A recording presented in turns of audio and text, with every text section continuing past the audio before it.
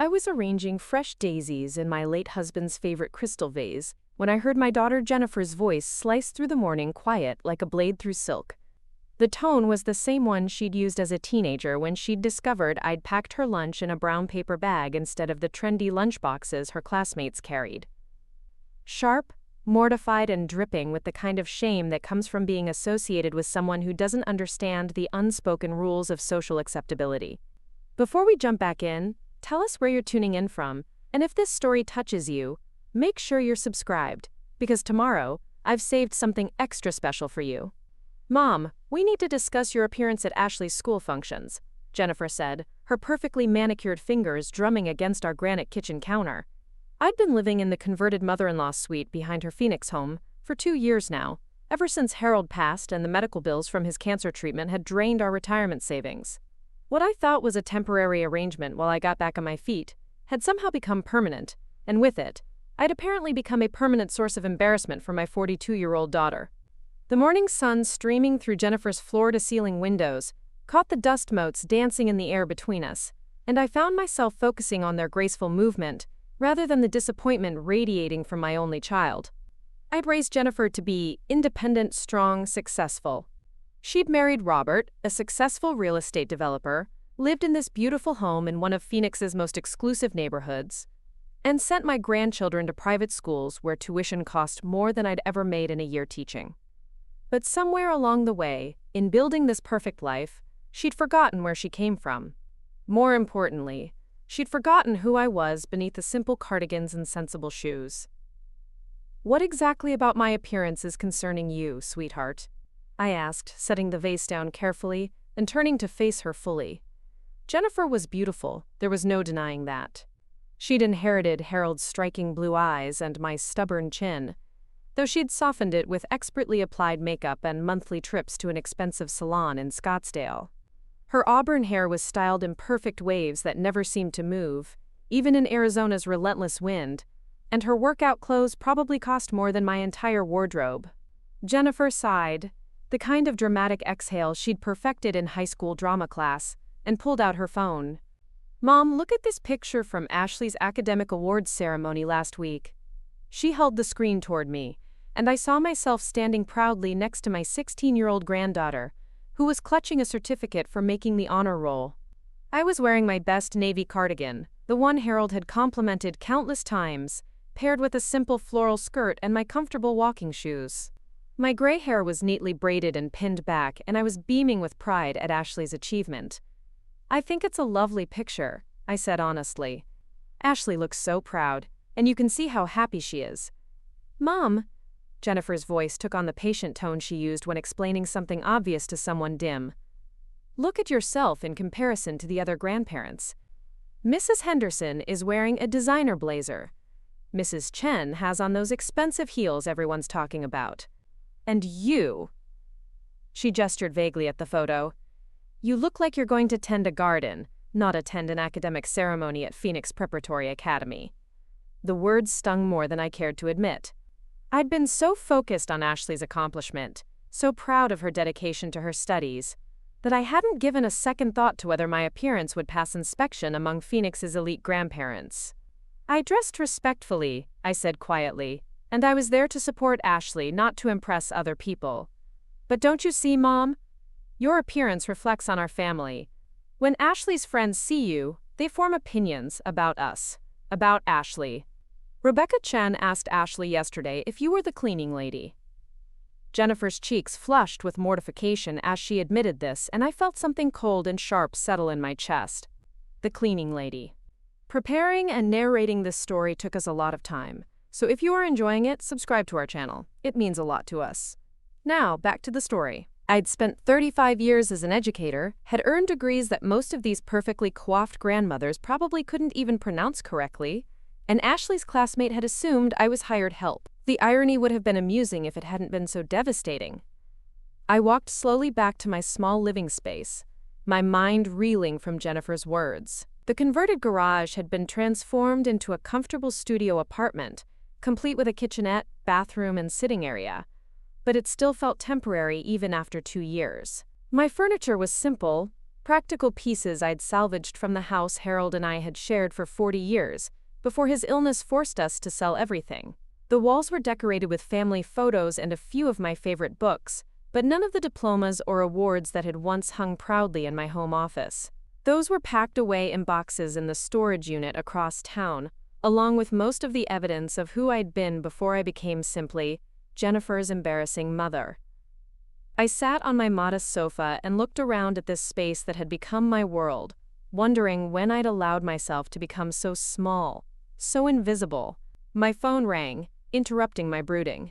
The caller ID showed Linda Martinez, my neighbor from the main house next door. Linda was 65, a retired nurse practitioner who'd moved to Phoenix from Chicago after her husband passed. She'd been the only person in this neighborhood to actually introduce herself when I'd moved in, bringing homemade tamales and treating me like a person, rather than an unfortunate relative someone was obligated to house. "Dorothy," Linda's warm voice filled my small space. "I just got back from my morning walk and saw you heading to your place looking upset. Everything all right, Misha?" Linda was one of the few people who called me by my full name, rather than the diminutive dot that Jennifer had started using, as if shortening my name somehow made me less substantial. "Just family things," I said, not wanting to burden her with the details of my daughter's embarrassment. "Family things have a way of weighing heavy on the heart," Linda said knowingly. "Why don't you come over for coffee? I just made a fresh pot, and I have some of those almond cookies you like." Linda's kitchen was everything mine wasn't: spacious, filled with natural light, and decorated with the confident touches of someone who'd never apologized for taking up space. Family photos covered the refrigerator, showing Linda's children and grandchildren in various stages of life, all of them clearly proud to be related to this vibrant woman who'd raised 5 children while working full-time, and still managed to earn her master's degree at 50. "Now," Linda said, pouring coffee into mugs that actually matched, "tell me what's got you looking like someone stole your last dollar." I found myself explaining the morning's conversation, Jennifer's embarrassment, and the comment about the cleaning lady. Linda listened without interrupting, her dark eyes growing more thoughtful with each detail I shared. "Let me get this straight," Linda said when I finished. "Your daughter is embarrassed because you don't dress like the other wealthy grandmothers at her granddaughter's school?" "It's more complicated than that," I said, though as I spoke the words, I realized it really wasn't. "She wants me to fit in with their social circle, to reflect well on the family." Linda set down her coffee mug with a sharp click. "Dorothy, how long have we been neighbors?" 2 years, I answered, wondering where she was going with this. "In 2 years, I've watched you help Ashley with her homework every afternoon, teach Tyler how to change a tire, volunteer at the community college tutoring students, and organize the neighborhood food drive that collected more donations than they'd ever received before. You're intelligent, kind, and more genuine than anyone else in this pretentious neighborhood." Linda's voice was growing firmer, more passionate. "What I've never seen is evidence of the woman you were before you moved into that converted garage." The words hit me like a physical blow, not because they were cruel, but because they were true. I'd been so focused on being grateful for Jennifer's charity, so careful not to be a burden, that I'd erased myself completely. The woman who'd earned a PhD in educational psychology, who'd published research papers, who'd been department head at the university for 12 years, had vanished, somewhere between Harold's diagnosis and the first time Jennifer had asked me to, quote, "keep a low profile at a social function." "I used to be somebody," I said quietly, the admission feeling strange on my tongue. "You still are somebody," Linda said fiercely. "You're just letting other people convince you otherwise. Tell me about her, Dorothy. Tell me about the woman you were before grief and financial hardship made you forget." So I did. I told Linda about my early years as a high school teacher, how I'd saved every penny to put myself through graduate school while working full-time. I described the thrill of defending my dissertation, the pride I'd felt when I was offered the position at Arizona State University. I talked about my research on learning disabilities, the programs I'd developed that were still being used in schools across the country. I explained how I'd balanced raising Jennifer with building a career, how Harold had supported my ambitions even when it meant he had to pick up slack at home. As I spoke, I watched Linda's expression shift from sympathy to amazement to something that looked like anger. "Dorothy," she said when I finally paused, Do you realize what you just told me? You have a PhD from ASU. You were a department head at a major university. You've published research that's still being cited today. And your daughter is embarrassed because you don't wear designer clothes to school events? Put like that, it did sound absurd.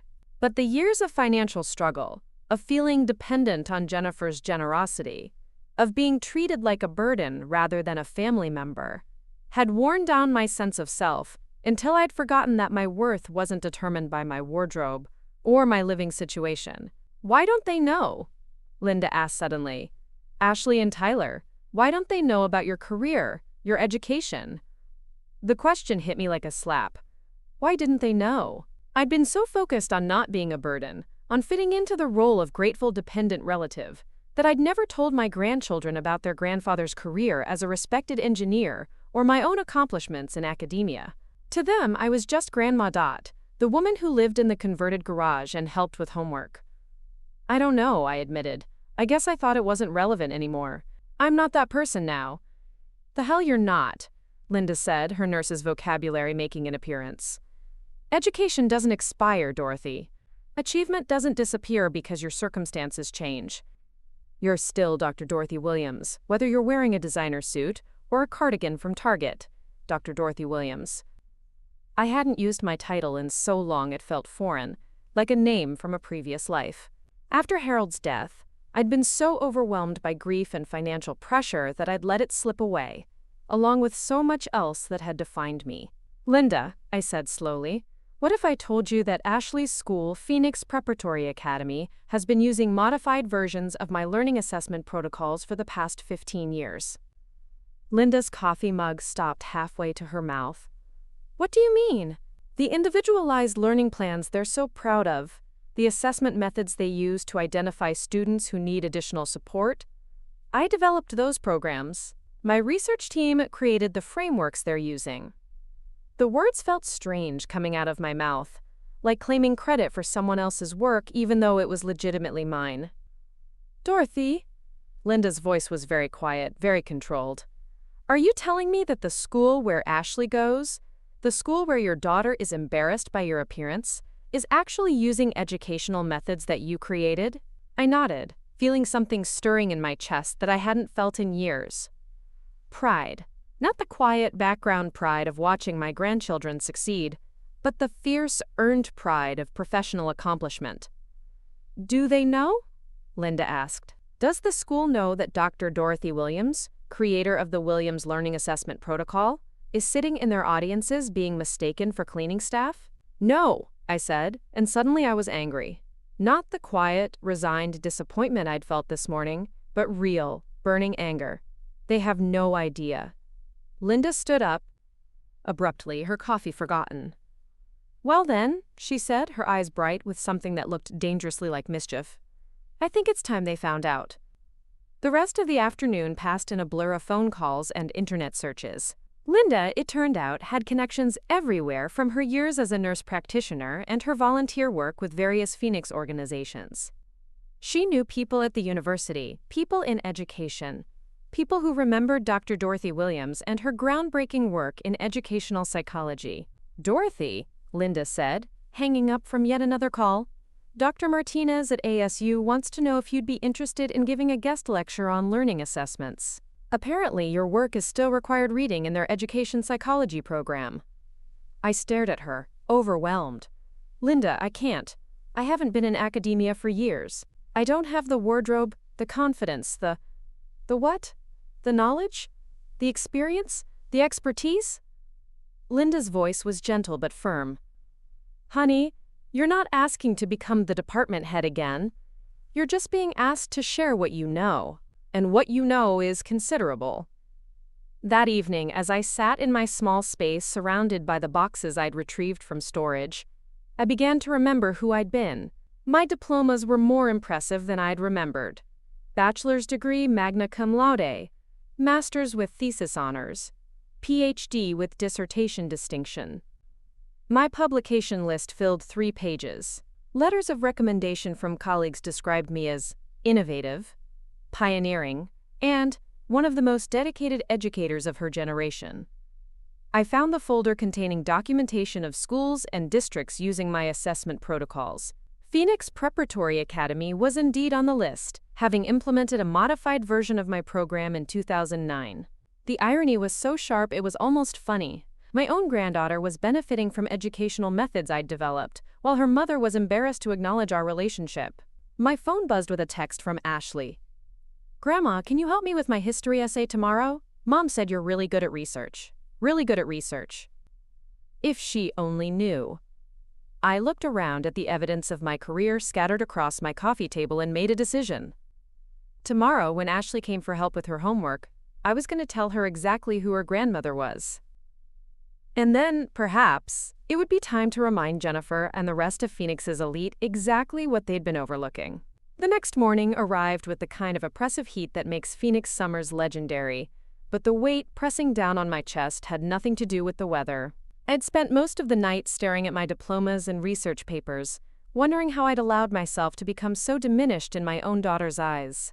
The woman who'd once commanded lecture halls full of graduate students had somehow shrunk into someone who needed to be hidden away during important social functions. I was making my morning coffee when I heard voices coming from Jennifer's kitchen through the thin walls that separated my space from the main house. Ashley's voice carried clearly through the morning air, animated with the kind of excitement that only teenagers could muster before 8 in the morning. "Mom, you should have seen Grandma yesterday when she was helping me with my psychology paper. She knew all these terms I'd never heard of, and she explained learning theory better than my AP teacher does. She's like really smart." There was genuine admiration in Ashley's voice, the kind that made my heart swell with pride I hadn't felt in years. Jennifer's response made my blood run cold. "Honey, your grandmother is sweet, but she was just a high school teacher. Don't put too much stock in what she tells you about academic subjects. You should focus on what your actual teachers say." Just a high school teacher. The words hit me like a physical blow, stealing my breath and making my hands shake as I set down my coffee mug. 35 years of dedication to education, a doctoral degree, published research that was still being cited in academic journals, and to my own daughter I was just a high school teacher whose opinions shouldn't be taken seriously. "But Mom," Ashley persisted, and I found myself leaning closer to the wall to hear her defense of me. She really knows this stuff. She was explaining cognitive load theory and scaffolding techniques, and she made it make sense in a way that my teacher never has. Plus, she has all these books about psychology and education that look really advanced. "Ashley," Jennifer's voice took on that patient tone she used when correcting misconceptions. "Your grandmother had to sell her house to pay for medical bills. If she was as accomplished as you think, don't you believe she would have had better financial planning? Sometimes people exaggerate their past achievements to feel more important." The accusation hung in the morning air like smoke from a house fire, acrid and suffocating. Jennifer thought I was lying about my background, embellishing my modest teaching career to impress my granddaughter.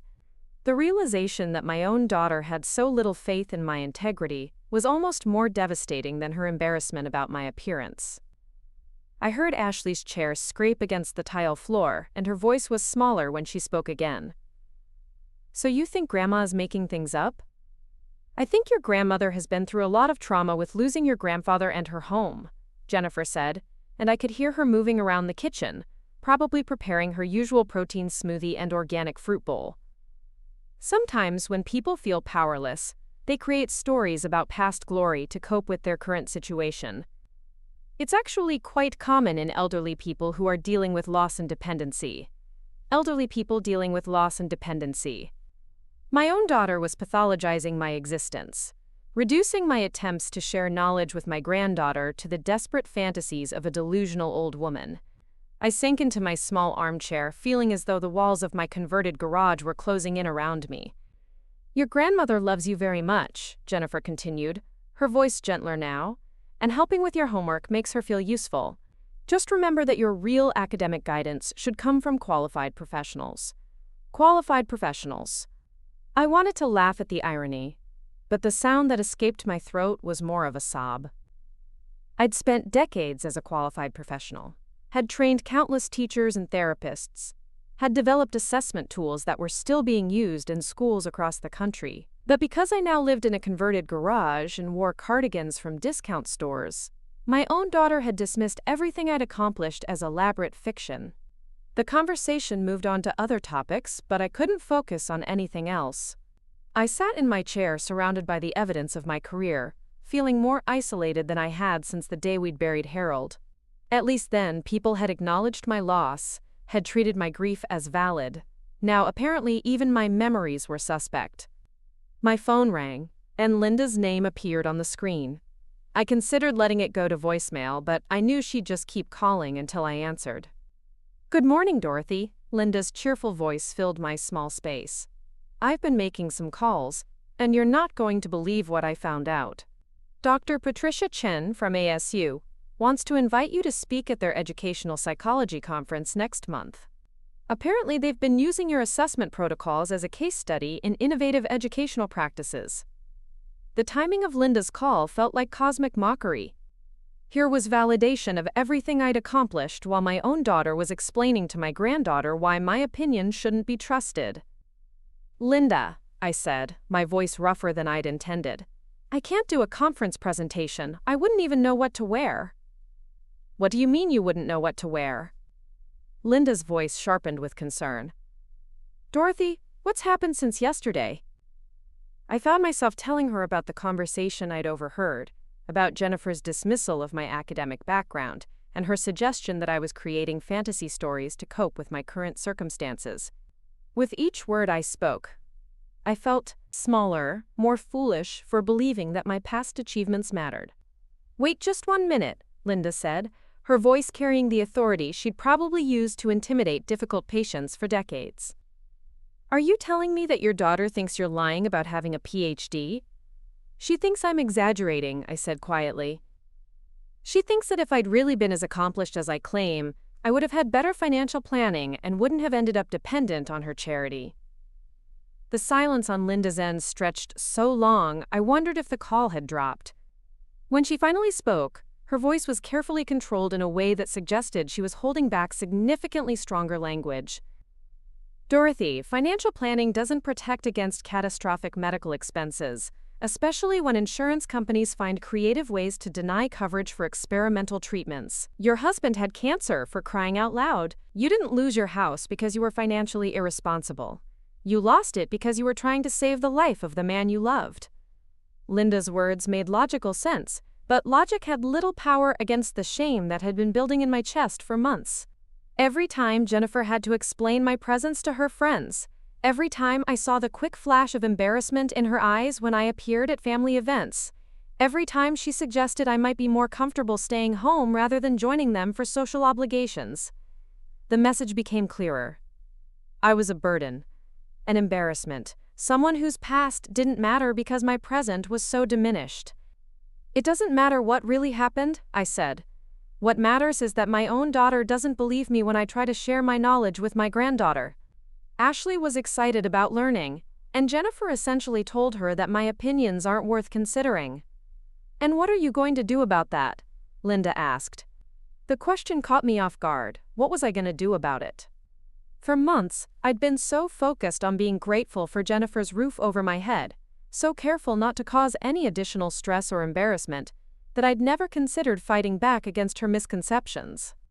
"I don't know," I admitted. "What can I do? I live in her converted garage. I depend on her for everything. If I push back too hard, I could end up homeless." "Dorothy," Linda's voice was gentle but firm, "do you really think Jennifer would throw her mother out on the street for asserting her own worth and experience?" The question forced me to examine fears I'd been carrying for months. Would Jennifer really evict me for standing up for myself? Or had I been so traumatized by the loss of Harold and our home that I'd accepted a diminished role in my family to avoid any risk of further loss? "I'm scared," I admitted, the words feeling strange in my mouth. "I'm scared that if I remind them who I used to be, they'll think I'm ungrateful for what I have now. I'm scared that Jennifer will decide I'm too much trouble to keep around. And I'm scared that if you don't remind them who you are, you'll disappear completely," Linda replied. Dorothy, yesterday you were excited about your accomplishments, proud of what you'd built. Today you're back to apologizing for taking up space. What changed? What changed was that I'd been reminded once again that my value in this family was contingent on my willingness to remain small and grateful. The moment I tried to claim any authority or expertise, I became a problem to be managed rather than a resource to be valued. She's embarrassed by me, I said quietly. My own daughter is embarrassed to acknowledge our relationship in public. How do I come back from that? You come back from it by remembering that her embarrassment says more about her than it does about you, Linda said firmly. Dorothy, I'm going to ask you something, and I want you to really think about your answer. If Ashley came to you in 20 years and told you that she was hiding her accomplishments because she was afraid her daughter would be embarrassed by her intelligence, what would you tell her? The question hit me like a lightning bolt. I would be furious if Ashley ever felt she had to diminish herself to make others comfortable. I would want her to stand tall, to own her achievements, to refuse to apologize for being intelligent and capable. I'd tell her to stop letting other people's insecurities dictate her self-worth, I said slowly. Exactly, Linda said. And that's what I'm telling you now. Your daughter's embarrassment is her problem to solve, not yours to enable. After Linda hung up, I sat in my small space feeling the weight of her words. For months, I'd been so focused on not being a burden that I'd forgotten I could also be an asset. I'd allowed Jennifer's social anxieties to convince me that my presence was inherently problematic, rather than recognizing that her discomfort came from her own insecurities about class and status. I looked at the stack of diplomas and research papers still spread across my coffee table, evidence of a lifetime of work that had made a real difference in countless students' lives.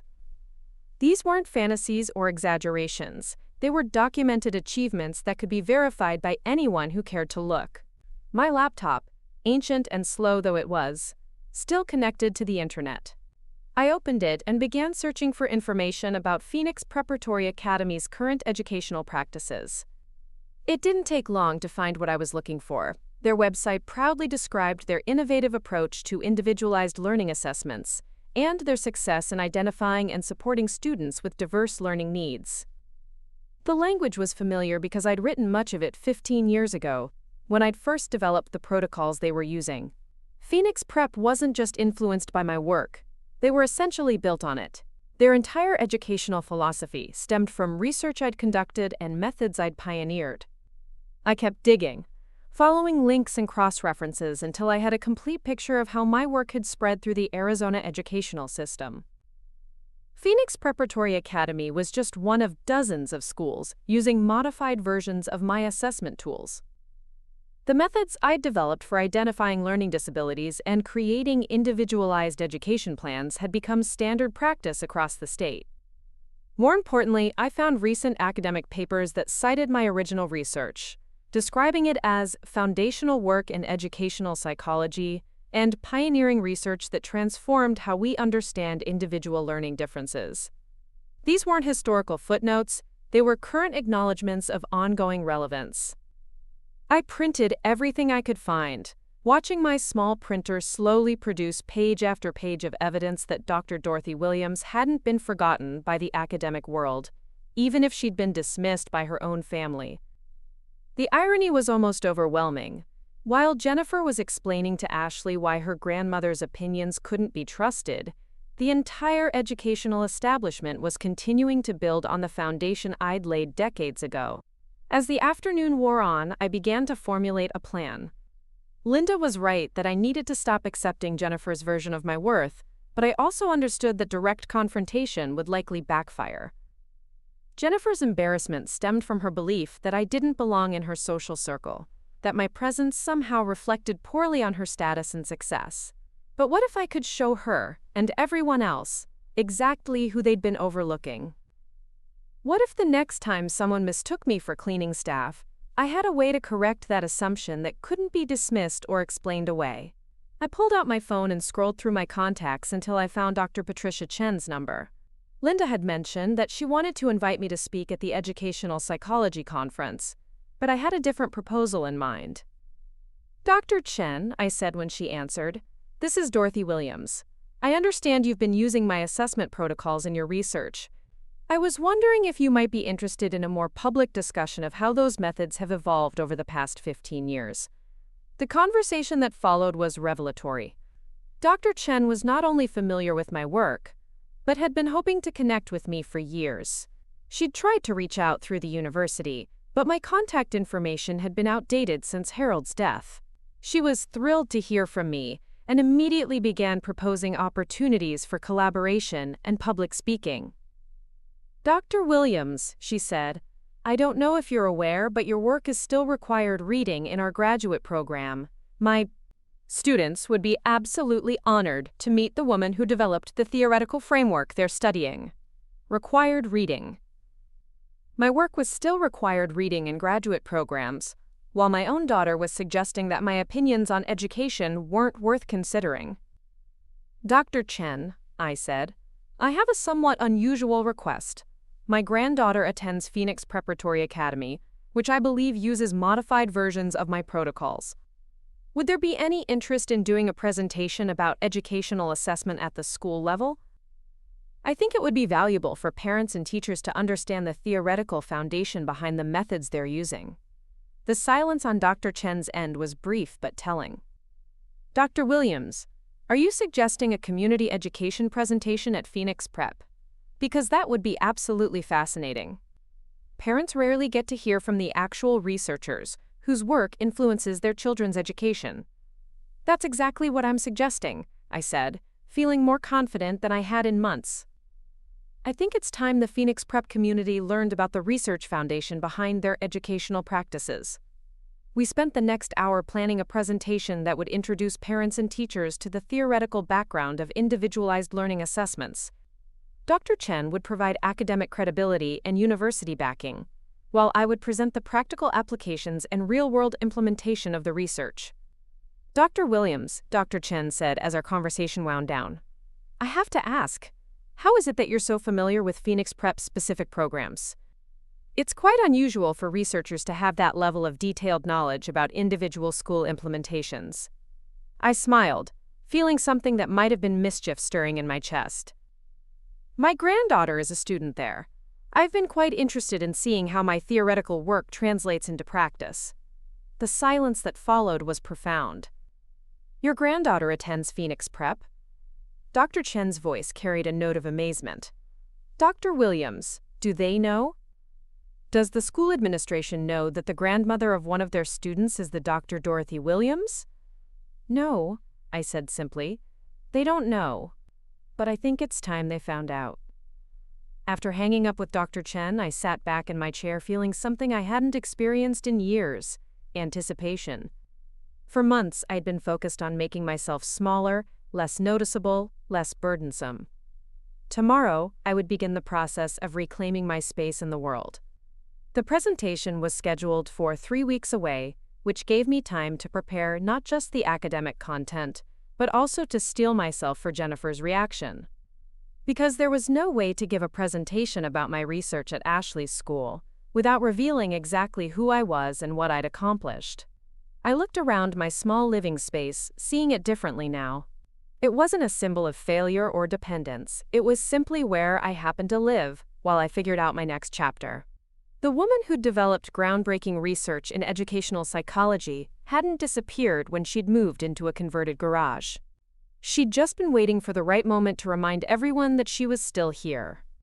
That evening, as I organized my research papers and began outlining my presentation, I heard Ashley's voice through the wall again, asking Jennifer about colleges with good psychology programs. The conversation that followed was stilted, with Jennifer clearly uncomfortable discussing academic topics she didn't fully understand. You should ask your grandmother about college programs, I heard Tyler say, and my heart swelled with affection for my 13-year-old grandson's casual confidence in my knowledge. Tyler, Jennifer's voice carried a warning note, your grandmother's experience with higher education was very different from what Ashley will need. The academic world has changed significantly since she was in school.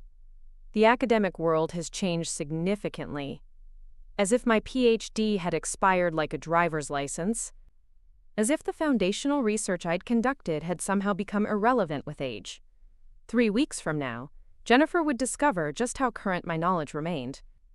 3 weeks from now, the entire Phoenix prep community would learn that the elderly woman they'd been overlooking was actually the architect of their children's educational experience. And 3 weeks from now, Ashley would learn that her grandmother's opinions about academic subjects were not only worth considering, but were still shaping educational policy across the state.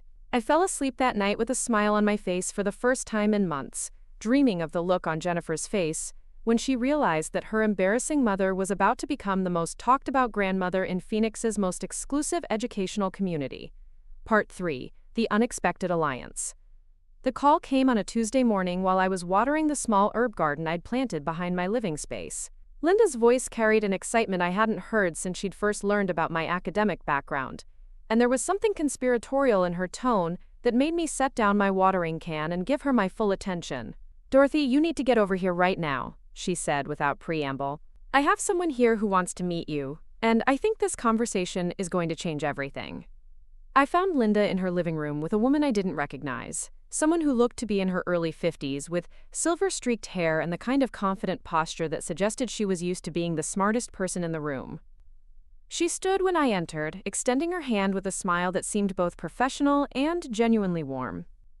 "Dr. Williams," she said. "I'm Dr. Margaret Foster, principal of Phoenix Preparatory Academy. Linda tells me you're Ashley Parker's grandmother." The introduction hit me like a bucket of cold water. Phoenix Prep's principal was sitting in Linda's living room, apparently here to see me. I glanced at Linda, who was practically vibrating with barely contained excitement, and realized that my neighbor had been busier than I'd imagined. "Please, sit down," Dr. Foster continued, settling back into Linda's sofa with the easy confidence of someone comfortable in any social situation. "I have to tell you, when Linda reached out to me yesterday, I could hardly believe what she was telling me. She says you're Dr. Dorothy Williams, the educational psychologist who developed the Williams Learning Assessment Protocol." I sat carefully in Linda's armchair, my mind racing to catch up with whatever Linda had set in motion. "Yes, that's correct," I said, my voice steadier than I felt. Dr. Foster leaned forward, her eyes bright with interest. "Dr. Williams, I've been using modified versions of your assessment protocols at Phoenix Prep for the past 8 years. Your work has been instrumental in helping us identify and support students with learning differences." I had no idea that Ashley Parker's grandmother was the same Dr. Williams whose research papers I studied in graduate school. The revelation seemed to hang in the air between us, heavy with implications I was still trying to process. Ashley's principal had been using my work for years without knowing I existed right under her nose, dismissed by my own family as someone whose opinions about education couldn't be trusted. "I'm curious," Dr. Foster continued. "How familiar are you with the current implementation of your protocols? Educational practice has evolved significantly since your original research, and I'd be fascinated to hear your thoughts on how we've adapted your methods." For the first time in months, I felt the familiar spark of intellectual engagement, the thrill of discussing work that had been my passion for decades. "I've been following the research literature," I said, "and I've observed some of the practical applications through Ashley's experience at your school. I think there have been some interesting developments, though I have concerns about certain modifications I've seen in other districts." What followed was one of the most stimulating conversations I'd had since Harold's death. Dr. Foster wasn't just familiar with my work. She understood the theoretical foundations and could discuss the practical challenges of implementation with the expertise of someone who'd been wrestling with these issues daily. We talked about the evolution of learning disability identification, the integration of technology and assessment protocols, and the ongoing challenges of individualized instruction in diverse classroom settings. "Dr. Williams," Dr. Foster said after nearly an hour of discussion, "I have to ask you something directly. Are you currently involved in any educational consulting or research activities?" The question forced me to confront the reality of how far I'd retreated from my professional identity. "No," I admitted. "Since my husband's death and our financial difficulties, I've been focused on family matters. I haven't maintained my professional connections." Dr. Foster exchanged a glance with Linda that suggested they'd discussed this possibility. "Would you be interested in changing that? Because I have a proposition that might benefit both you and our school community." I felt my heart rate accelerate, unsure whether I was ready to hear whatever Dr. Foster was about to suggest. Phoenix Prep has been invited to present our individualized learning program at the Arizona Educational Excellence Conference next month, she continued. It's a statewide gathering of educators, administrators, and parents, and we've been asked to share our success stories and best practices. I'd like you to be our keynote presenter. The suggestion was so unexpected that I couldn't immediately process it. Me? But I'm not affiliated with your school in any official capacity. Dr. Williams, Dr. Foster's voice carried the patience of someone used to explaining obvious concepts to confused students. You're not just affiliated with our program, you created it. Your research is the foundation of everything we do. Who better to explain the theoretical background and practical applications than the woman who developed the methods we're using? Linda was beaming at me from across the room, clearly delighted with how this conversation was unfolding. But I felt overwhelmed by the magnitude of what Dr. Foster was proposing. Standing in front of hundreds of education professionals, presenting research I hadn't actively worked on in years, representing a school where my own daughter was embarrassed to acknowledge our relationship. I appreciate the offer, I said carefully, but I'm not sure I'm the right person for this kind of presentation. It's been years since I've done any public speaking, and I'm sure there are more current experts who could better represent your program. Dr. Foster studied me for a moment, her expression thoughtful. Dr. Williams, may I ask you something personal? Are you hesitant about this opportunity because you genuinely don't think you're qualified, or because someone has convinced you that you're not qualified? The question was so direct and perceptive that I felt exposed, as if she could see through all the months of self-doubt and diminished expectations that had accumulated like dust on my confidence. It's complicated, I said finally. Family situations often are, Dr. Foster replied gently. Linda mentioned that you've been going through some difficult transitions. Loss and financial stress can make anyone question their abilities and worth. I looked at Linda, wondering how much she'd shared about my living situation and my daughter's attitude toward my presence in her social circle. Linda's expression was apologetic but determined, the look of someone who decided that desperate times called for desperate measures. Dr. Foster, I said, I think there are some things you should know about my current circumstances before you make any firm offers. For the next 20 minutes, I found myself explaining my living situation, Jennifer's embarrassment about my appearance at school functions, and the gradual erosion of my professional identity over the past 2 years. Dr. Foster listened without interrupting, her expression growing more thoughtful with each detail I shared. Dr. Williams, she said when I finished, I need to be very clear about something. The offer I'm making has nothing to do with your current living arrangements or your daughter's social anxieties. I'm inviting you to present at this conference because you're Dr. Dorothy Williams, one of the most respected researchers in educational psychology. Your housing situation and your wardrobe don't change the fact that you've made fundamental contributions to how we understand learning and assessment. The validation was overwhelming, but I also felt a familiar fear rising in my chest. What about Ashley? What about her experience at school if this draws attention to our family situation? Dr. Foster smiled, the first time she'd looked truly amused during our conversation. Dr. Williams, Ashley is one of our most respected students. She's intelligent, hardworking, and well-liked by both her peers and teachers. Having it known that her grandmother is a distinguished educational researcher isn't going to hurt her social standing. It's going to enhance it. But Jennifer, I started to protest, will have to come to terms with the fact that her mother is an accomplished professional, Dr. Foster finished firmly. Dr. Williams, I've been in education for 25 years, and I've seen many parents struggle with their own insecurities about academic achievement. Sometimes the best thing we can do for our children is model intellectual confidence and professional pride. Linda leaned forward in her chair, her voice gentle but insistent. Dorothy, you've been hiding your light under a bushel for months, worried about embarrassing Jennifer or making waves. But what if the opposite is true? What if Jennifer's embarrassment comes from not understanding what she has in you? The suggestion that Jennifer's attitude might change if she understood my professional accomplishments felt both hopeful and terrifying. What if I revealed my credentials and she still found reasons to be ashamed of me? What if my academic achievements weren't enough to overcome her social anxieties about class and status? There's something else, Dr. Foster said, pulling a folder from her briefcase. "I brought copies of the feedback we've received from universities about our graduates.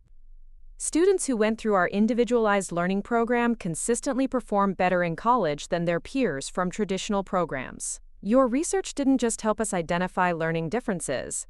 It helped us create educational experiences that genuinely prepare students for success." She handed me the folder, and I opened it to find page after page of data showing improved college retention rates, higher GPAs, and better graduate school acceptance rates for Phoenix Prep alumni. The evidence was compelling and deeply gratifying. My theoretical work had translated into measurable improvements in students' lives. "Ashley is benefiting from methods you developed," Dr. Foster continued. "Her success in our program is partly due to her own intelligence and effort, but it's also due to the educational framework you created. She deserves to know that her grandmother isn't just someone who helps with homework. She's someone who helped design the very system that's supporting her academic growth." The weight of that perspective was staggering. Ashley had been thriving at Phoenix Prep, earning academic honors and developing confidence in her abilities. All this time, she'd been succeeding within a system I'd helped create, while I'd been sitting in my converted garage feeling useless and displaced. "Dr. Williams," Dr. Foster said, her voice taking on the tone of someone used to making important decisions, "I'm going to make this easy for you. The conference presentation is 4 weeks away. That gives us time to prepare together, to review current research, and discuss how your original work has evolved.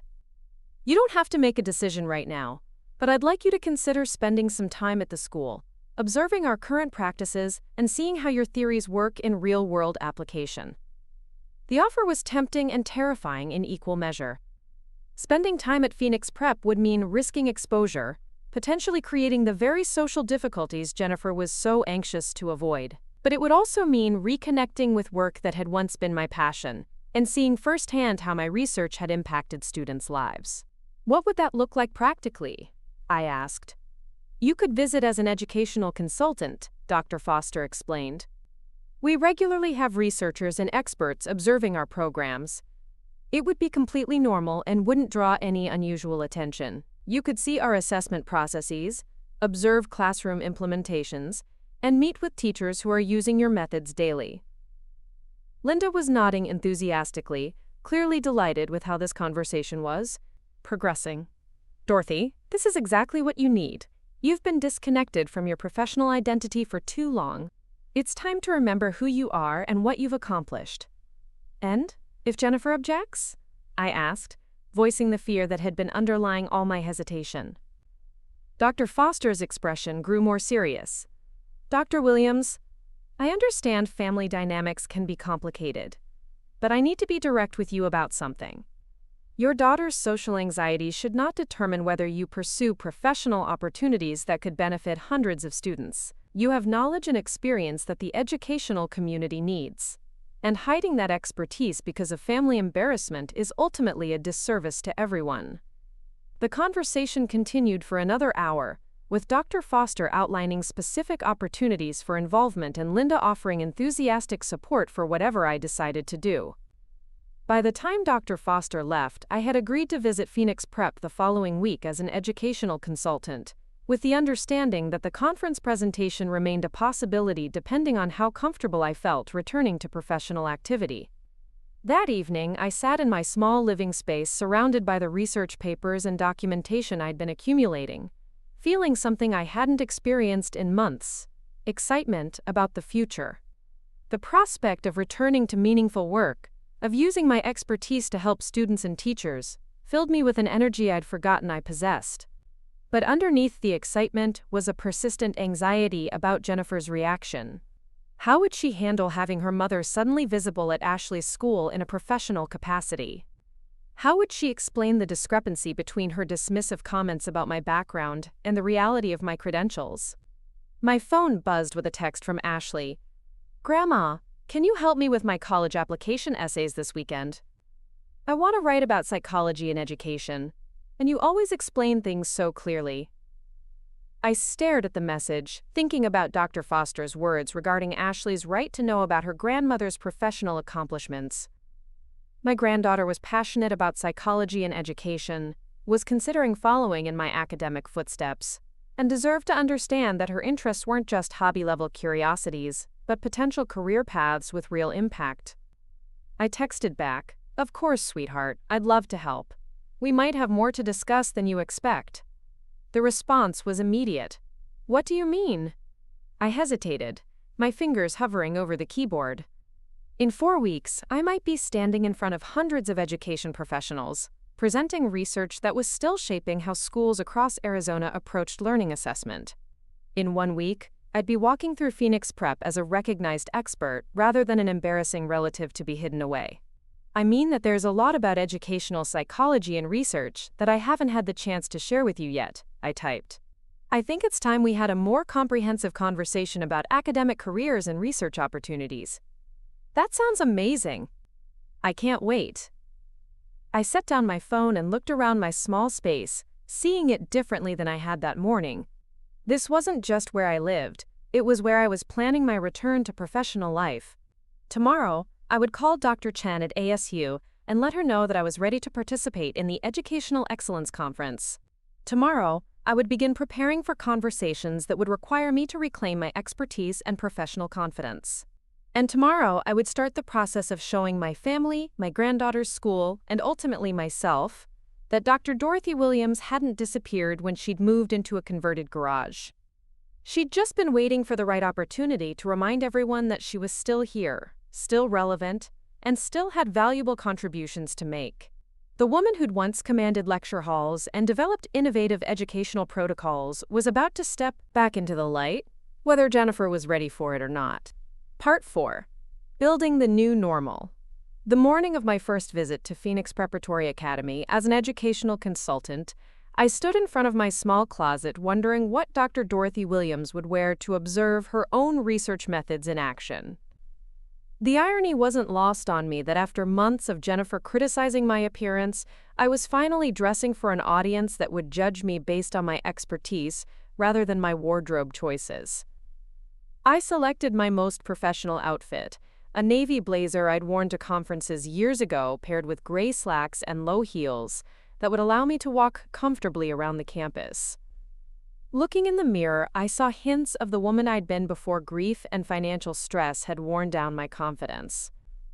Not quite the commanding presence I'd once projected in lecture halls, but someone who belonged in academic settings nonetheless.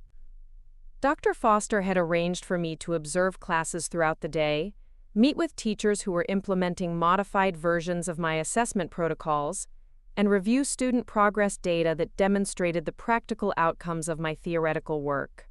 The schedule felt like stepping back into a life I'd thought was permanently behind me. I arrived at Phoenix Prep 30 minutes early, partly from nervousness, and partly because I wanted to observe the morning routine without the pressure of immediate professional obligations.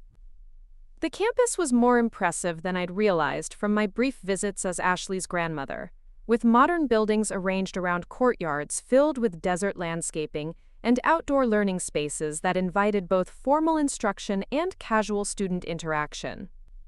Students moved through the hallways with the confident ease of young people who felt secure in their environment, and I found myself automatically observing their interactions through the lens of educational psychology. Small group discussions happening organically near lockers, students helping each other with assignments, teachers moving through the space as facilitators rather than authority figures. The atmosphere reflected educational principles I'd spent decades advocating for, theories about learning environments that supported both academic achievement and social development. Dr. Williams. Dr. Foster appeared at my elbow, her smile genuine and welcoming. Right on time. Are you ready to see your theories in action? The first classroom we visited was a sophomore psychology class, and I felt my breath catch as I recognized the lesson plan structure. The teacher was explaining cognitive load theory using interactive demonstrations that allowed students to experience firsthand how their brains processed different types of information. It was a sophisticated application of concepts I'd written about in academic papers, translated into engaging activities that made abstract psychological principles accessible to teenage minds. "Mrs. Rodriguez," Dr. Foster said to the teacher during a natural break in the lesson, I'd like you to meet Dr. Dorothy Williams. She's consulting with us on our individualized learning programs." Mrs. Rodriguez's face lit up with recognition of my name, though she clearly hadn't expected to meet me in person. "Dr. Williams, I use your research on learning styles assessment in my curriculum planning. Your work on identifying individual processing preferences has completely changed how I approach lesson design." The conversation that followed was revelatory. Mrs. Rodriguez described how she'd adapted my theoretical frameworks to create classroom activities that accommodated different learning strengths, how she used assessment techniques I'd developed to identify students who needed alternative approaches to accessing curriculum content. She spoke about my work with the enthusiasm of someone who'd found practical solutions to real classroom challenges. "I have to ask," Mrs. Rodriguez said, "are you familiar with Phoenix Prep's specific implementation of your protocols? Because I'd love to get your perspective on some adaptations we've made." For the next 20 minutes, we discussed the evolution of learning assessment techniques, the integration of technology in educational evaluation, and the ongoing challenges of individualized instruction in diverse classroom settings. I found myself energized by the intellectual engagement, rediscovering the joy of discussing work that had been my passion for decades. As we moved through the day visiting different classrooms and meeting with various teachers, I began to understand the full scope of how my research had influenced Phoenix Prep's educational approach. It wasn't just that they were using modified versions of my assessment tools. They'd built their entire pedagogical philosophy around principles I'd advocated for in academic papers and conference presentations. The mathematics department used learning style assessments to identify students who needed visual, auditory, or kinesthetic approaches to understanding abstract concepts. The English teachers employed reading comprehension evaluations I'd developed to create individualized reading programs that challenged students at their optimal difficulty level. Even the science labs incorporated hands-on assessment techniques that allowed teachers to identify and support different types of analytical thinking. "Dr. Williams," said Mr. Patterson, the head of the mathematics department, "I've been using your assessment protocols for 5 years, and I have to tell you, they've revolutionized how I understand my students' learning needs. But I've always wondered about the theoretical foundation behind the sequence recommendations. Could you explain the cognitive research that informed those decisions?"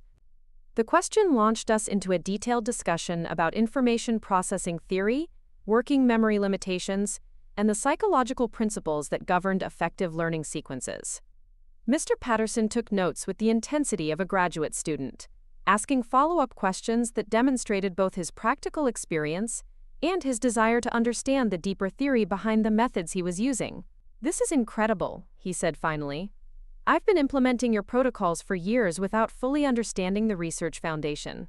Having you explain the psychological principles makes me realize I could be using these methods even more effectively." Similar conversations happened throughout the day.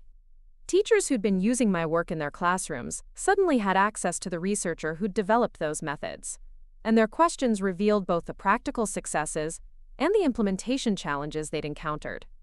More importantly, their enthusiasm reminded me of why I'd been passionate about educational research in the first place: the opportunity to make a real difference in how students learned and teachers taught.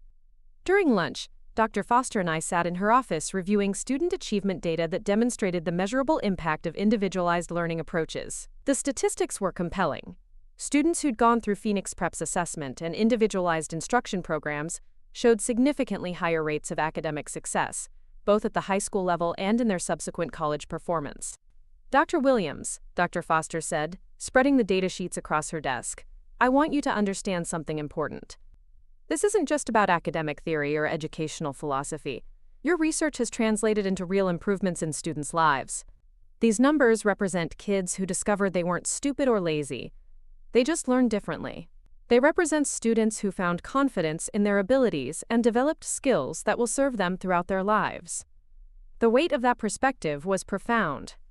For months, I'd been focused on my own diminished circumstances, feeling useless and displaced. But here was evidence that work I'd done decades ago was still making a tangible difference in young people's educational experiences. Ashley was one of those students, thriving in an academic environment that had been designed around principles I'd developed. "There's something else I want to show you," Dr. Foster continued, pulling out a different folder. These are college application essays from our graduates over the past 3 years. I think you'll find them particularly interesting. The essays she handed me were written by students describing their educational experiences at Phoenix Prep, and I was struck by how many of them mentioned the individualized learning assessments that had helped them understand their own academic strengths and challenges. Students wrote about discovering they were visual learners, or that they processed information more effectively with hands-on activities, or that they needed different types of organizational support to succeed academically. Dr. Williams, one essay read, "The learning assessment I took at Phoenix Prep changed my entire relationship with education. For the first time, I understood that struggling with traditional teaching methods didn't mean I wasn't smart. It meant I needed different approaches to access the same information. That understanding gave me the confidence to pursue challenging academic goals and the self-awareness to advocate for the learning support I needed in college." Reading these essays, I realized that my research hadn't just influenced educational policy. It had shaped individual students' understanding of their own capabilities and potential. Young people were developing more sophisticated relationships with learning because they'd had access to assessment tools that helped them understand how their minds worked. "Ashley wrote one of these essays," Dr. Foster said quietly. "Would you like to read it?" My granddaughter's essay was titled, "Understanding How I Learn," and it described her experience taking learning style assessments at Phoenix Prep and discovering that she was a kinesthetic learner who understood concepts better when she could manipulate physical materials or engage in hands-on activities. She wrote about how this knowledge had helped her develop study strategies that worked with her learning preferences rather than against them. "Before I understood my learning style," Ashley had written, "I thought I was just bad at subjects like chemistry and physics. But when I realized I needed to physically manipulate materials to understand abstract concepts, those subjects became much more accessible. Now I'm considering majoring in psychology because I want to help other students discover how they learn best."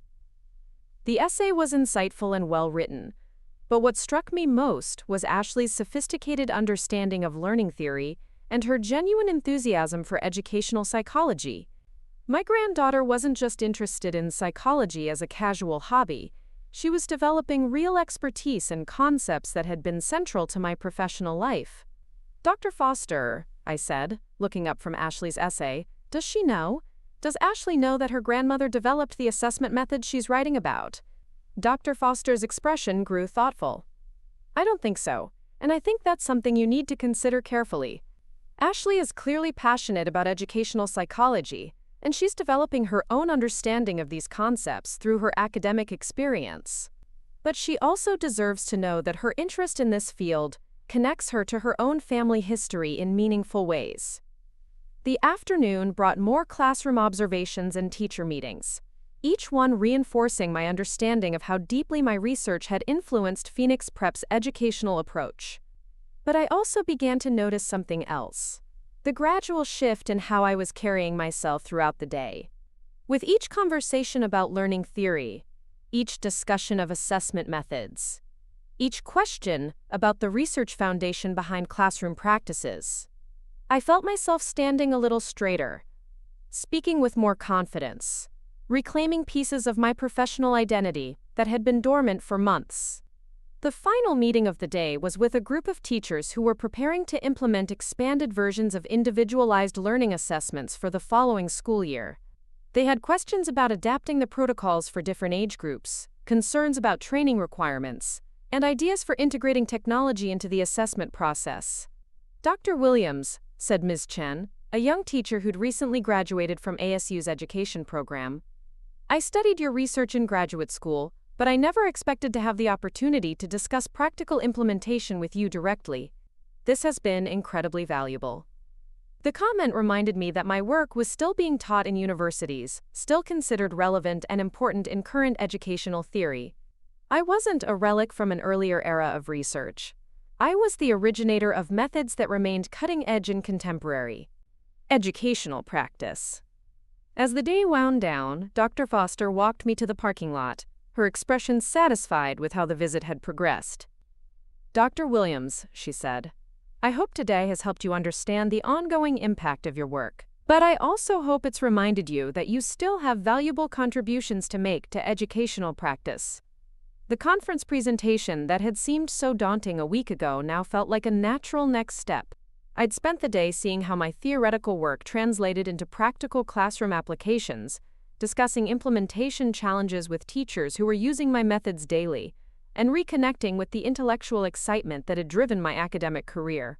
"I think I'm ready to commit to the conference presentation," I said, the words feeling both terrifying and liberating. Dr. Foster smiled, the expression of someone who'd achieved exactly what she'd hoped for. "Excellent. I think the educational community is going to be thrilled to hear from you." That evening, I sat in my small living space feeling more energized than I had in months. The day at Phoenix Prep had reminded me of who I was beneath the circumstances that had temporarily diminished my confidence. I was Dr. Dorothy Williams, educational psychologist, researcher, and developer of learning assessment methods that were still making a difference in students' lives. But I was also Ashley's grandmother, living in a converted garage behind my daughter's house, trying to navigate family relationships that had become complicated by financial dependence and social anxieties. The question now was how to integrate these two aspects of my identity in a way that honored both my professional accomplishments and my family obligations. My phone buzzed with a text from Ashley. "Grandma, how was your day? Mom said you were visiting my school for some kind of education project." I stared at the message, wondering how much Jennifer knew about my visit and what she'd told Ashley about my presence at Phoenix Prep. The careful phrasing suggested she'd presented it as some minor volunteer activity rather than a professional consultation. "It was fascinating," I texted back.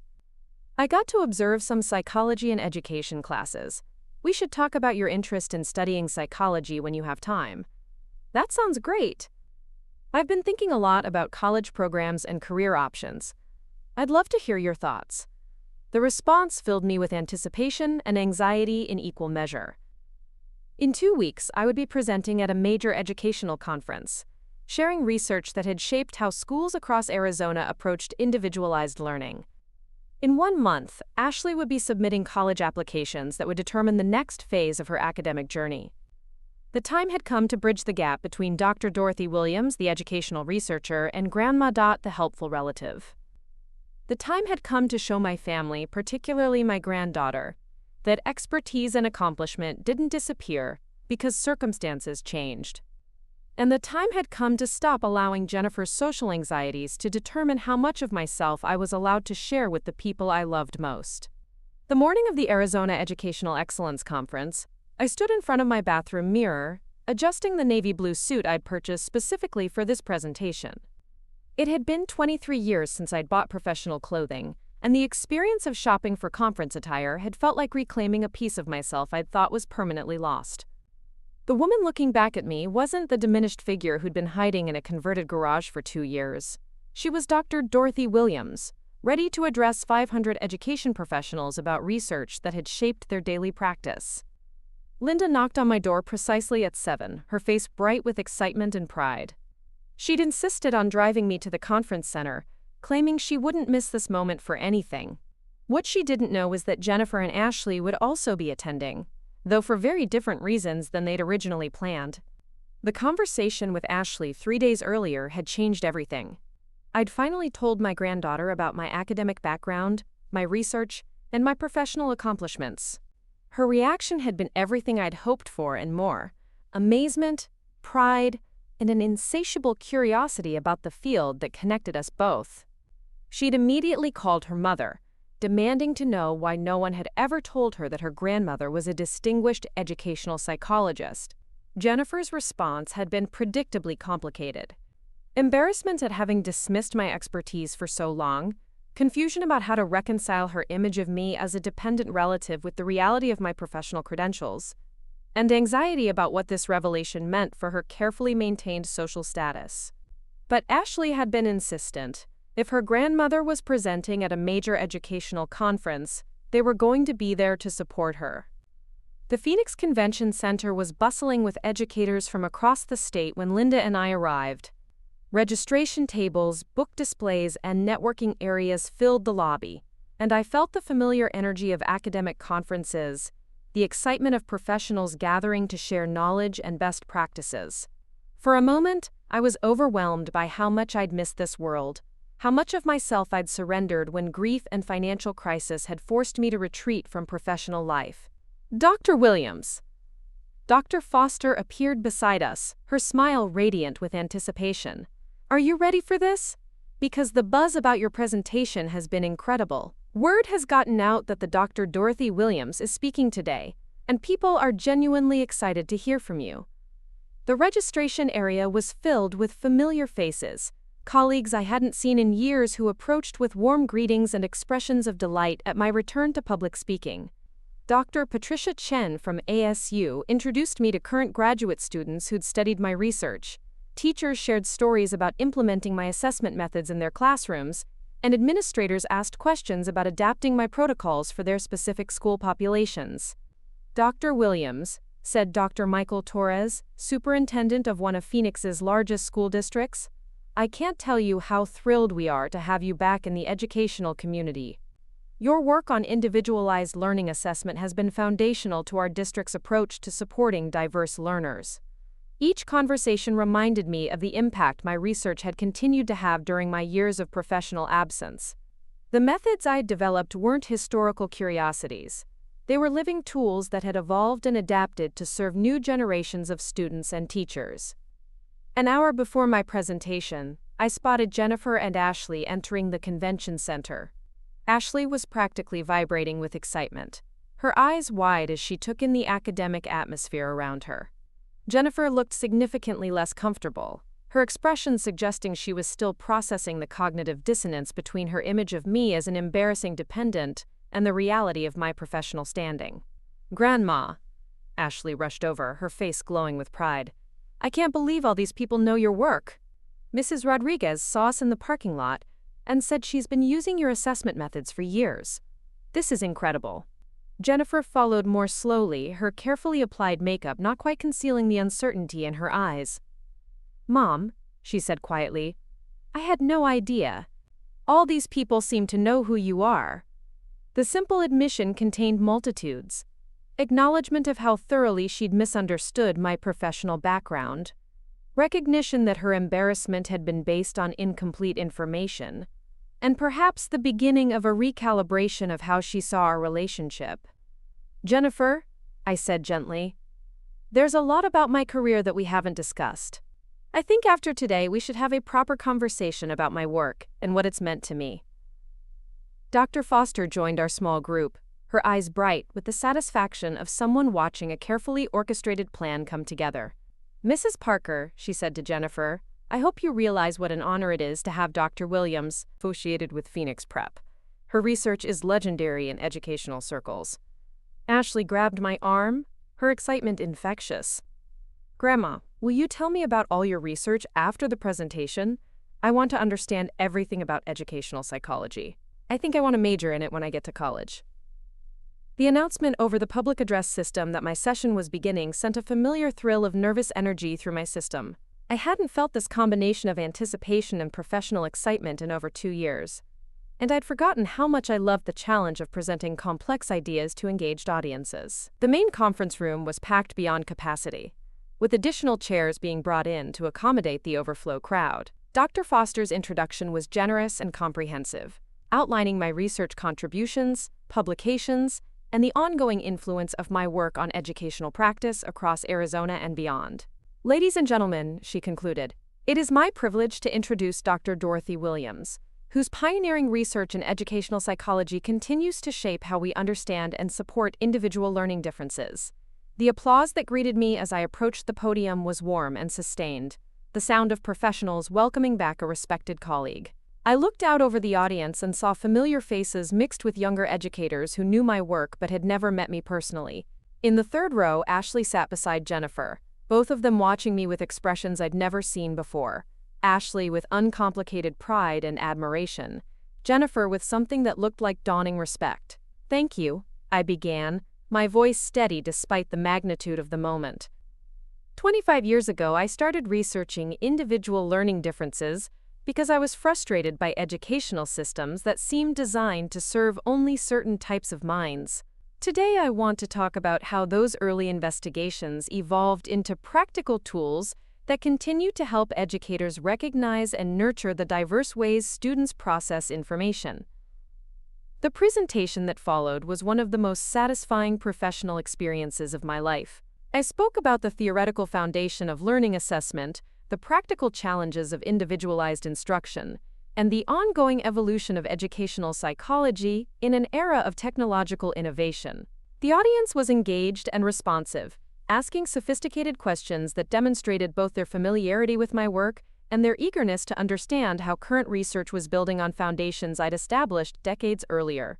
Dr. Williams asked a high school teacher from Tucson, "How do you see your original assessment protocols adapting to serve students who are digital natives? Are there modifications needed to accommodate learning styles that have been shaped by technology?" The question launched a fascinating discussion about the intersection of traditional learning theory and contemporary educational technology. I found myself energized by the intellectual challenge of connecting established research with emerging educational trends, rediscovering the joy of academic discourse that had been the hallmark of my professional career. When the formal presentation ended, the question and answer session continued for another 30 minutes, with educators eager to discuss implementation strategies, adaptation techniques, and research applications. The enthusiasm in the room was palpable, and I felt the deep satisfaction of reconnecting with work that had been my passion for decades. As the audience began to disperse, individuals approached with business cards, collaboration proposals, and invitations to visit their schools or districts. The networking opportunities that materialized in those few minutes represented more professional connections than I'd maintained during my entire period of isolation.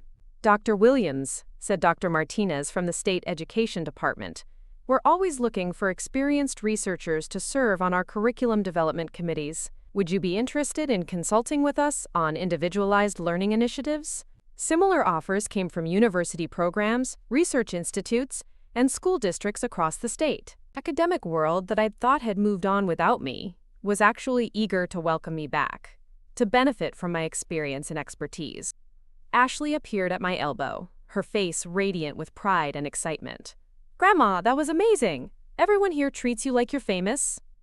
"I had no idea you were so accomplished and respected." Jennifer approached more cautiously, her expression complex and somewhat subdued. "Mom," she said quietly, "I owe you an apology. I clearly didn't understand the scope of your professional accomplishments. I'm sorry for dismissing your expertise, and for being embarrassed by things I didn't understand."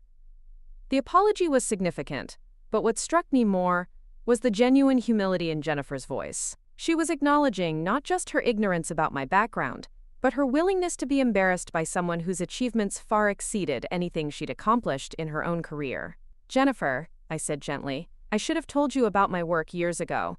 I let grief and financial stress convince me that my professional identity didn't matter anymore. But you're right that we both made assumptions that weren't helpful to our relationship."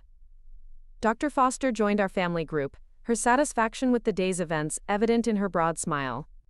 "Mrs. Parker," she said to Jennifer, "I hope you realize that having Dr. Williams as Ashley's grandmother gives your daughter access to insights and expertise that most students never receive. Ashley's interest in educational psychology means she's essentially learning from one of the pioneers in the field." The drive home was filled with animated conversation as Ashley peppered me with questions about my research, my publications, and my thoughts about her potential career in educational psychology. Jennifer was quieter, but I could see her processing the dramatic shift in her understanding of our family dynamics. "Grandma," Ashley said as we pulled into Jennifer's driveway, "will you help me choose colleges with good psychology programs? And will you tell me about graduate school and research opportunities?" "Of course, sweetheart," I said, feeling tears of gratitude welling up. "I'd be honored to help you explore academic options and career possibilities." That evening, Jennifer knocked on my door with a bottle of wine and an expression that suggested serious conversation was imminent. We sat in my small living room, the space that had felt like exile just hours earlier, but now seemed like a comfortable base of operations for my renewed professional life. "Mom," Jennifer said, pouring wine into my mismatched glasses, "I need to understand something. If you've been this accomplished all along, why didn't you ever correct me when I suggested your opinions about education weren't worth much?" The question forced me to examine my own behavior over the past 2 years. I think I was so traumatized by losing Harold and our financial security that I started to believe your assessment of my worth, I said slowly. When you seemed embarrassed by me, I assumed it was because I'd become someone who deserved embarrassment. Jennifer was quiet for a long moment, staring into her wine glass. I was embarrassed, she admitted finally. But not because of anything you'd done wrong. I was embarrassed because I felt like having you live with us made us look like we couldn't take care of our own family properly. I was worried about what my friends would think about our family situation. The honesty was painful but necessary. Jennifer's embarrassment had never really been about my appearance or my opinions. It had been about her own insecurities regarding social status and family image. But today, she continued, watching you at that conference, seeing how respected you are in your field, I realized I'd been ashamed of the wrong things. I should have been proud to have you as my mother, and instead I was worried about superficial things that don't matter. Our conversation continued late into the evening, covering years of misunderstandings and missed opportunities for connection. Jennifer shared her anxieties about social acceptance and financial success, while I explained how grief and dependency had eroded my confidence in my own worth and expertise. Mom, Jennifer said as she prepared to leave, I want Ashley to know everything about your career and your research. She deserves to understand that her grandmother isn't just someone who helps with homework. She's someone who's made real contributions to education and psychology. The following weeks brought a flurry of professional opportunities and family reconciliation. I accepted consulting positions with 3 school districts, agreed to serve on a state education committee, and began collaborating with ASU on updated research projects. Ashley and I spent hours discussing educational psychology, college programs, and career options, conversations that deepened our relationship and gave her sophisticated insights into potential academic paths. Jennifer's attitude toward my presence in her social circle underwent a complete transformation. Instead of introducing me as simply Ashley's grandmother, she began mentioning my professional background to her friends, many of whom were impressed and curious about my research. The woman who'd once been an embarrassment became someone who enhanced her family's social standing. Dr. Williams, Ashley said during one of our college planning sessions, I've been thinking about my application essays. Would it be appropriate to write about having you as my grandmother? About how your work has influenced my interest in educational psychology? The question filled me with a pride so profound it was almost overwhelming. My granddaughter wanted to claim our intellectual connection publicly, to build her academic identity partly on our shared passion for understanding how people learn. I think that would be a wonderful essay topic, I said, as long as you focus on your own interests and goals rather than just my accomplishments. 6 months later, Ashley received acceptance letters from several universities with strong psychology programs, including a partial scholarship based partly on her sophisticated understanding of educational theory. Jennifer framed my conference presentation photo and hung it in their living room, where visitors could see evidence of the distinguished educator who happened to be her mother. I remained in the converted garage, but it no longer felt like exile. It had become my home office, the place where I prepared consulting reports, reviewed research proposals, and planned presentations for professional conferences. The space that had once symbolized my dependence and displacement became the headquarters for my renewed career in educational consulting. Dr. Williams, Linda said during one of our morning coffee sessions, you've accomplished something remarkable. You've shown that professional expertise and family value don't disappear because circumstances change temporarily. She was right. The woman who'd felt too expensive to keep, too embarrassing to acknowledge, had transformed herself back into someone whose knowledge and experience were valued by both her family and her professional community.